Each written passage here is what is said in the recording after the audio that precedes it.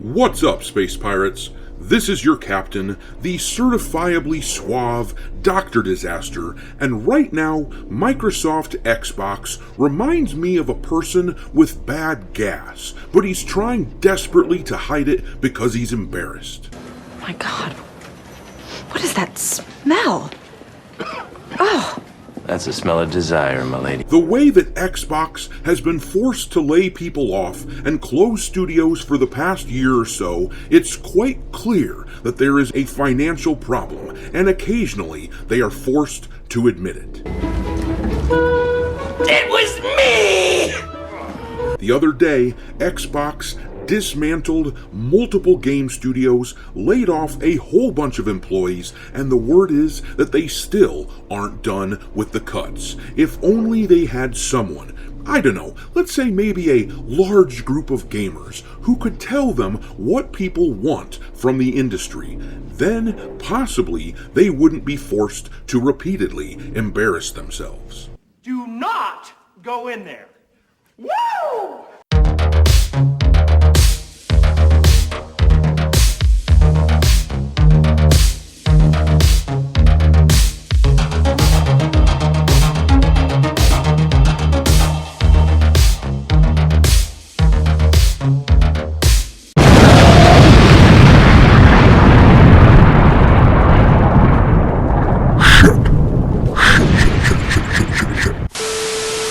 Alright, me hearties, make sure you like this video and subscribe to the channel if you haven't already, and also, don't forget to follow me over on Twitter, where I am keeping a list of woke/DEI infested games pinned to my account for your reference at all times. My handle on that platform is Dr. Disaster 1. But we have to read about the absolute bloodbath that has been going on over at Xbox, and then we have to talk about why this is happening. Spoiler alert, these jackasses simply refuse to listen to what gamers have to say. But we're going to read about the news right here in this Bloomberg article. Microsoft's Xbox is planning more cuts after studio closings. The sudden closure of several video game studios at Microsoft Corp's Xbox division was the result of a widespread cost-cutting initiative that still isn't finished. This week, Xbox began offering voluntary severance agreements to producers,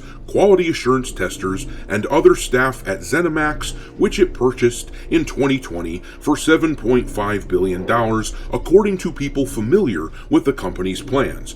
Others across the Xbox organization have been told that more cuts are on the way. A spokesperson for Xbox declined to comment. Well, of course they did. Like I said earlier, they're embarrassed. This is an absolute embarrassment for a company like Microsoft. There is not enough Febreze in the world to soften the stench of the turd that these bozos have crapped out.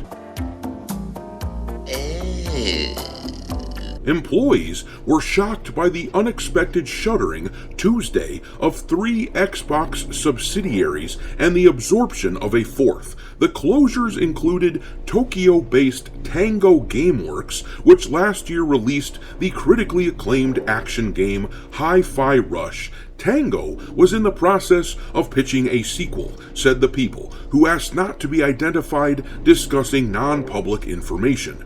During a town hall with ZeniMax staff on Wednesday morning, Xbox President Matt Booty praised Hi-Fi Rush, but did not specify why the company had shut down the development studio behind it, according to 3 people who were in attendance. Speaking about the closures more broadly, Booty said that the company's studios had been spread too thin, like peanut butter on bread, and that leaders across the division had felt understaffed. They decided to close these studios to free up resources elsewhere, he said. I feel thin, like butter scraped over too much bread.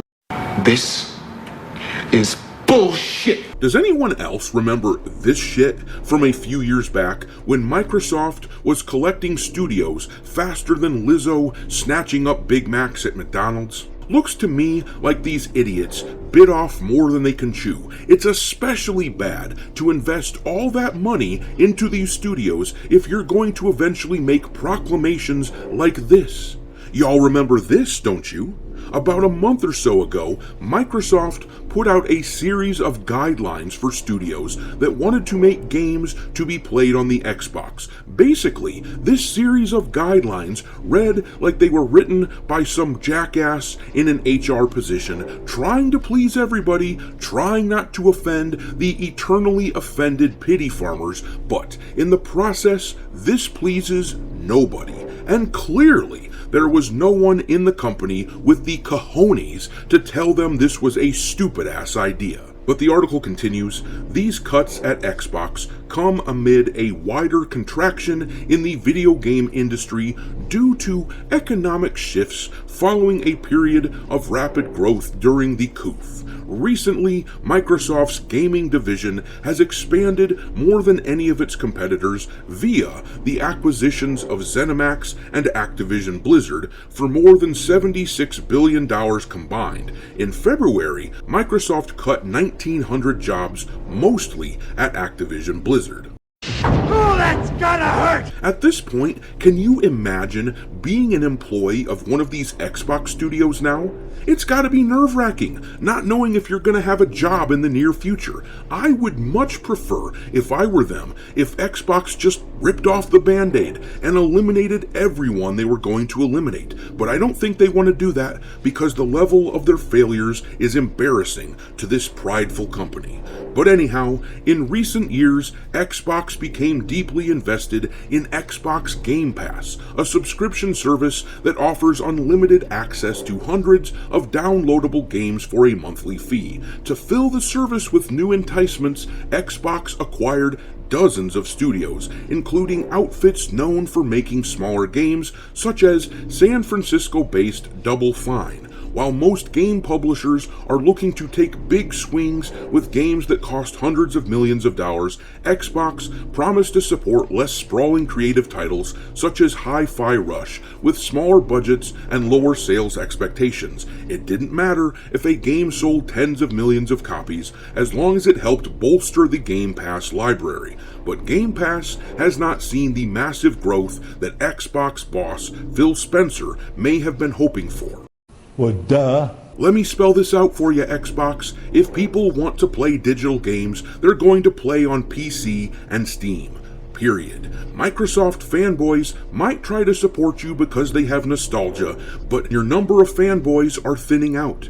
But let's skip down to the last part of the article, where it says, while there's no indication that Xbox plans to ditch the Game Pass model, there are hints that its big bets have not paid off. During the most recent quarter, sales of Xbox content and services were up 62%. But as Nico Partners analyst Daniel Ahmad pointed out last month, the growth was entirely due to the acquisition of Activision Blizzard. On social media, he noted that without sales from that deal, Xbox gaming revenue would have been down approximately 5% year over year, with no software and services growth and sharp hardware revenue decline. Holy shit! So basically what I'm hearing here is that without Blizzard, their games would be completely in the red. This is wildly unsustainable, and I think we're looking at the next Sega here. How do you spend the better part of $100 billion on a bunch of studios just a couple years ago and then start shuttering them like this?